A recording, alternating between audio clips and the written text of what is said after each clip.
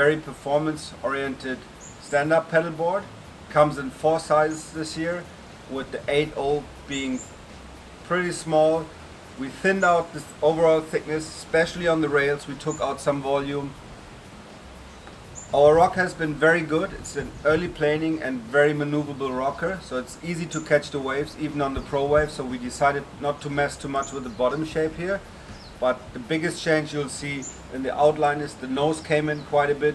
We widened up the tail slightly. You can really stand back on these boards and slap them around, and with the less nose area you have less swing weight there, so it makes all in all easier. And our pro riders have been extremely happy with those. Yeah, it's amazing. I mean, first of all, the weight of the ProWave now is absolutely unbelievable. So the walk to the beach is even more pleasant. But once you're on the water, you just feel each stroke is just accelerating a little bit quicker. Catching a wave makes it much easier. And again, once you get on the wave, compared to last year's, this year's, I feel I had a lot more grip through the turns. You know, those sort of thinner, smaller rails is holding into the wave more. I get more drive from having the extra grip.